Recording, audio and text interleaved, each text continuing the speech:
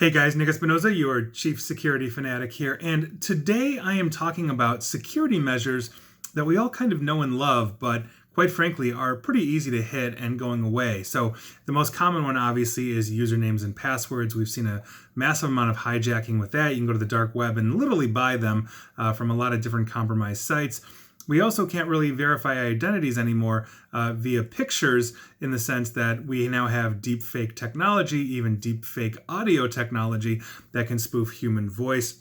Fingerprints can be captured from pictures, all that kind of stuff. And so how do we start looking at systems to validate identities when we are trying to log into sensitive websites that might hold financial or other very critical information on us? And the Internal Revenue Service, or IRS, of the United States is exploring just that using biometrics. I've got some notes here from NextGov that I think are absolutely fascinating.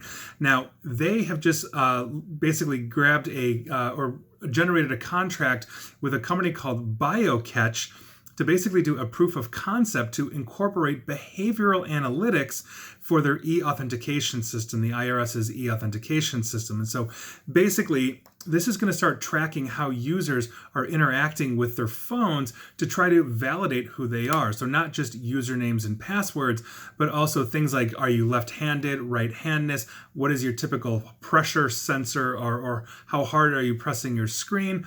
And basically while the user is interacting. So in other words, if I am on my, let's say, mobile phone and my username and password for the IRS, gets stolen, which we all know that has happened in the past for millions of people, now these biometrics are going to kick into the IRS app on your phone and say, oh, well, the person that's trying to enter this is left-handed, not right-handed, or they have a much lighter or harder touch, all these kinds of things. This is part typically of a new software, a new security concept that is really starting to emerge in a lot of sectors called software-defined perimeter, where we are doing things like geofencing mobile phones, adding biometrics like fingerprints, facial recognition, even the UID in the phones to basically not interfere with how the user logs in, but to validate that the device that they're using, as well as the user, is actually legitimate. So in other words, if my phone is stolen and shipped, overseas, it wouldn't allow it to log in because it's past that geofence.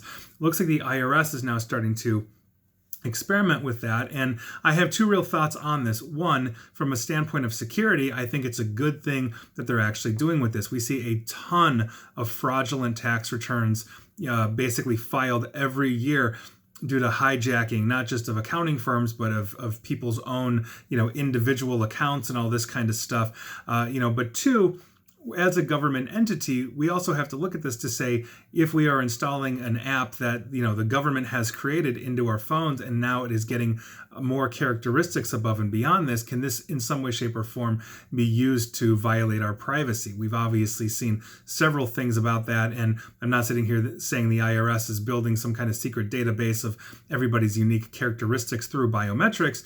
But we always have to be aware of that possibility in this sense. Again, my tinfoil hat has to be kind of firm and balance that between the security and privacy aspect of this. So I am glad that the IRS is, turning up the security for this, but obviously, just as a citizen of the United States that has to deal with the IRS, I obviously don't want them getting any more information on me than they already have, which is probably a ton of information, given that it's the government. So that's something to consider, but it is a fascinating look into the next stages of how we are identifying and verifying identity. And it's not just the IRS. This kind of technology is literally coming through things like software-defined perimeter and other identity management systems. And I think in many ways, that's a very good thing. So take that for what it's worth, but that is your news of the day. And please like, share, follow me here on Facebook and Twitter at NickAESP. And please feel free to subscribe to me at YouTube as well. And as always, stay safe and stay online.